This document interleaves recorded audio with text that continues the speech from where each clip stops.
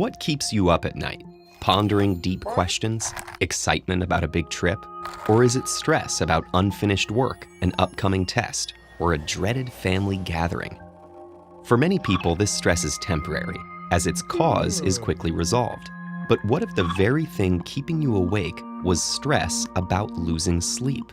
This seemingly unsolvable loop is at the heart of insomnia, the world's most common sleep disorder. Almost anything can cause the occasional restless night, a snoring partner, physical pain, or emotional distress. And extreme sleep deprivation like jet lag can throw off your biological clock, wreaking havoc on your sleep schedule. But in most cases, sleep deprivation is short-term. Eventually, exhaustion catches up with all of us. However, some long-term conditions like respiratory disorders, gastrointestinal problems, and many others can overpower fatigue. And as sleepless nights pile up, the bedroom can start to carry associations of restless nights, racked with anxiety. Come bedtime, insomniacs are stressed. So stressed, their brains hijack the stress response system, flooding the body with fight, flight, or freeze chemicals.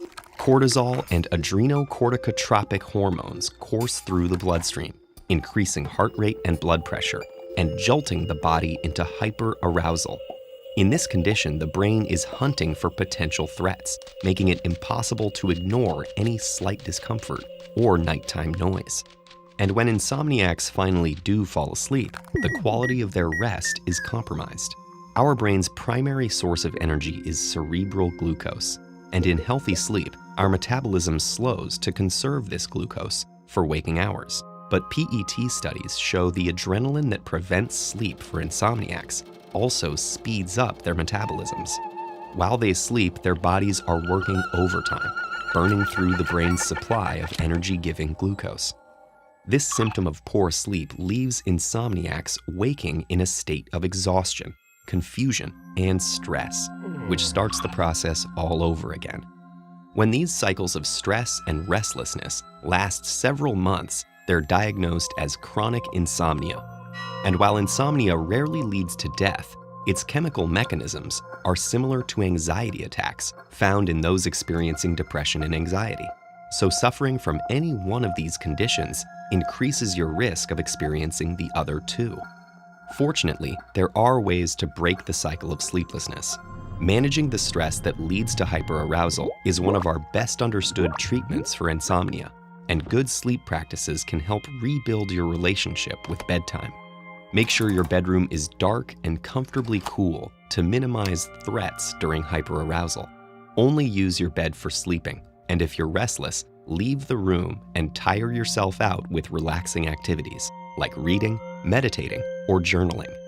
Regulate your metabolism by setting consistent resting and waking times to help orient your body's biological clock. This clock, or circadian rhythm, is also sensitive to light, so avoid bright lights at night to help tell your body that it's time for sleep. In addition to these practices, some doctors prescribe medication to aid sleep, but there aren't reliable medications that help in all cases.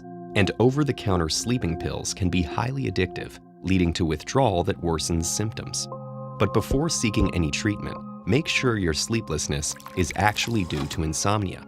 Approximately 8% of patients diagnosed with chronic insomnia are actually suffering from a less common genetic problem called delayed sleep phase disorder, or DSPD. People with DSPD have a circadian rhythm significantly longer than 24 hours, putting their sleeping habits out of sync with traditional sleeping hours. So while they have difficulty falling asleep at a typical bedtime, it's not due to increased stress. And given the opportunity, they can sleep comfortably on their own delayed schedule. Our sleeping and waking cycle is a delicate balance and one that's vital to maintain for our physical and mental well-being. For all these reasons, it's worth putting in some time and effort to sustain a stable bedtime routine. But try not to lose any sleep over it. For more tips on how to get a better night's rest, check out this TED-Ed blog post with 7 practical sleep hacks from a neuroscientist. And if you want to watch more TED-Ed videos about sleep, check out this playlist.